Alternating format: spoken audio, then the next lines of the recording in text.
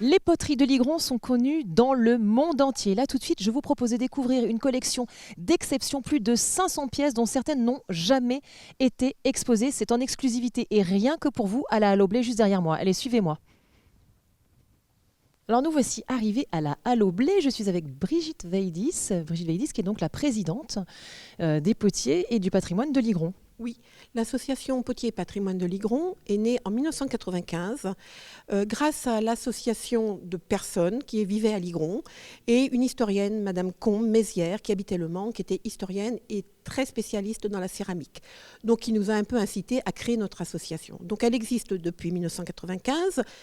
Et grâce aussi au maire de l'époque, M. Georget Michel, qui est aujourd'hui malheureusement décédé, mais qui a été très impliqué dans cette création d'association. Et combien y a-t-il de membres ? 35 membres. Bon, malheureusement, parce qu'on aimerait en avoir beaucoup plus, mais bon, c'est un petit peu compliqué d'avoir aujourd'hui. Faites un appel aux téléspectateurs. Oui, alors oui, si vous voulez nous rejoindre, donc parce qu'on est un peu une association un peu vieillissante, entre guillemets, on aimerait bien avoir des nouveaux venus.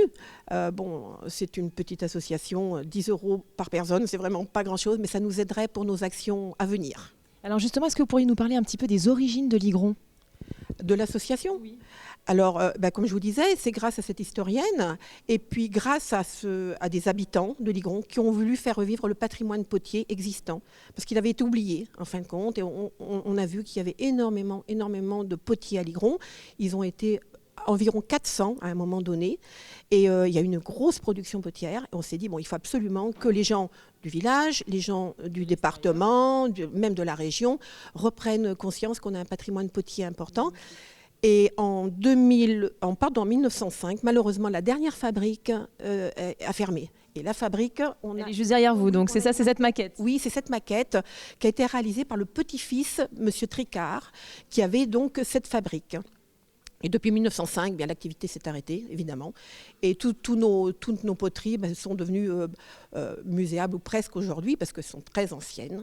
Et on est très content aujourd'hui de pouvoir exposer à la Flèche, à la Halle au Blé de la Flèche, où il y a 570 pièces. Ce qui est colossal et pour une collection d'exception, parce qu'il y a certaines pièces qui n'ont jamais été exposées. Jamais. On a des collectionneurs. C'est une exposition que de collectionneurs. Hormis l'association qui prête 35 pièces et la mairie de Ligron qui prête 10 pièces, je crois, qui a une petite collection. Tous les autres, ce sont des collectionneurs. Oui, donc c'est un projet qui est porté uniquement par l'association. L'association et les collectionneurs, et notamment un qui est très important pour nous, mon vice-président, M. Bernard Vitour, qui va peut-être vous parler après de ses collections. Et grâce à lui, il a réussi à réunir quand même 21 prêteurs, pour une semaine seulement. Oui, bah oui, j'imagine des pièces. Les prêteurs n'aiment pas trop prêter leurs pièces. Vous savez, c'est comme des bébés. C'est fragile et c'est fragile. Et puis les collectionneurs sont très attachés à leurs pièces et ils n'aiment pas trop les montrer en réalité, à part quelques-uns. Alors justement, là derrière nous, je vois qu'il y a ce sont des moules. Oui, ce sont des moules, c'est l'origine. C'est l'origine. Alors là, je vais passer un peu la parole à mon spécialiste Bernard Vitour, qui lui est collectionneur et connaît très très bien toutes les origines de Ligron, avec la terre, la qualité de la terre, les tessons, il va pouvoir vous en parler, et les outils, enfin tout ce qui était utile aux potiers de l'époque. Et Monsieur Vitour, je voulais dire qu'il allait toute la semaine faire des visites guidées à partir de 15h, tous les jours de la semaine jusqu'à dimanche. Donc si on veut s'instruire, on vient voir Bernard Vitour. Il faut absolument venir voir Bernard et l'écouter surtout. Très important. Ah bah, je vais de savoir. Ah bah justement, le puits de savoir, venez mon cher Bernard. Ça va bien Bernard ? Ça va parfaitement, merci d'être là. Avec grand plaisir. Alors justement, puisque Brigitte vous a refilé la patate chaude, comme on dit, expliquez-nous ce que sont donc tous ces... Alors, là, vous avez les premières pièces qui ont été remontées et trouvées. Ça date du XIIe siècle. On a ici 2-3 exemples. Un coquemar qui est un peu plus vieux que le XVIe, et puis des petits morceaux qui ont été trouvés en place, proches de l'église aujourd'hui. Donc des éléments de briques qui proviennent probablement du premier four, et puis d'autres éléments. On a ici des pièces de panse, de colle et différentes choses. Donc l'origine, c'est le XIIe siècle, et ça s'est terminé en 1905. Donc 7 siècles, pratiquement 450 potiers sur la durée.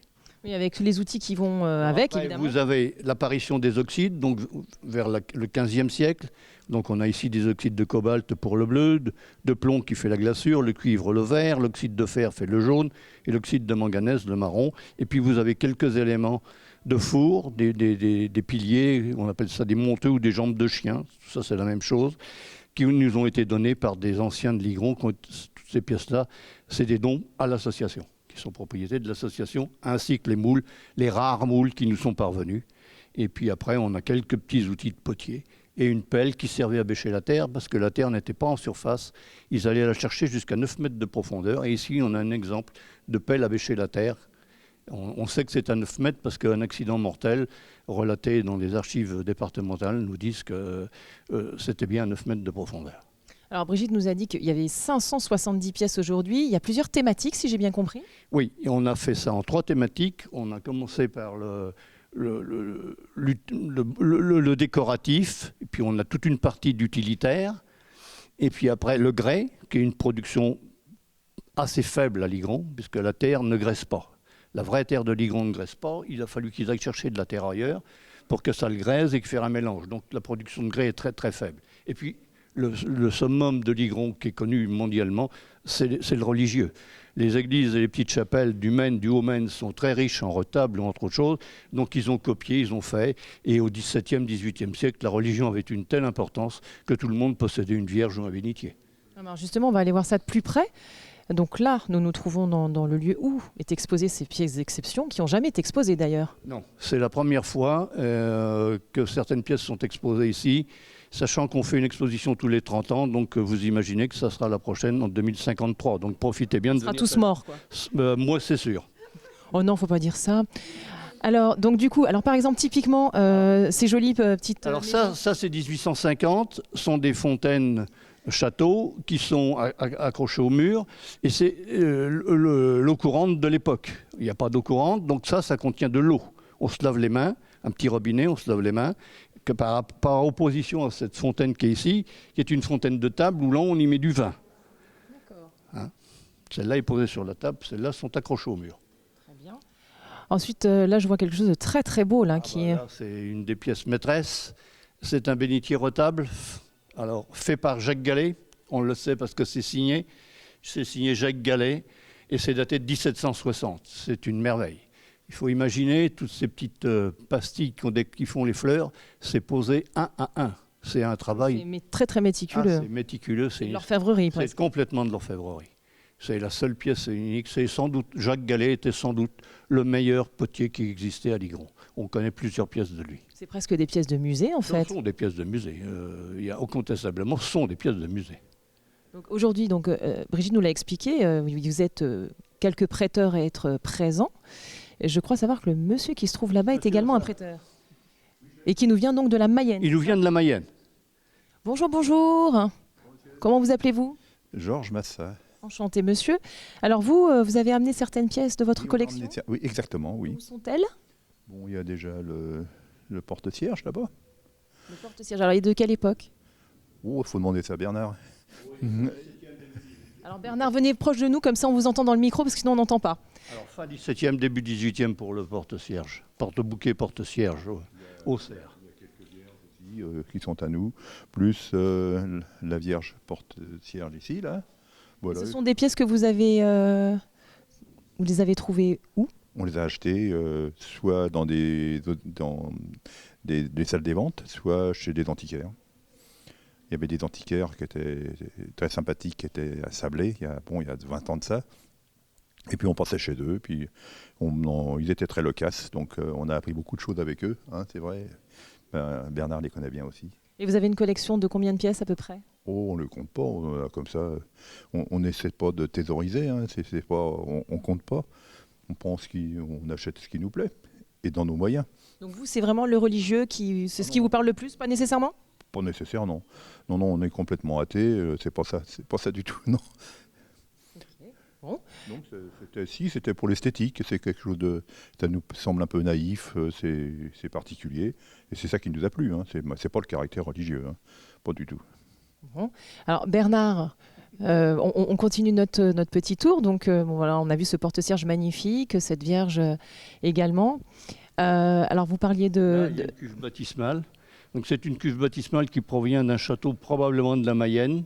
Aujourd'hui, il y en a 3 de connues. L'une est au musée d'Arène Bérengère, la deuxième est au musée de Sèvres, et vous avez la 3e. Est-ce que je peux repartir avec? Non, c'est une blague. Ça serait mieux de pas.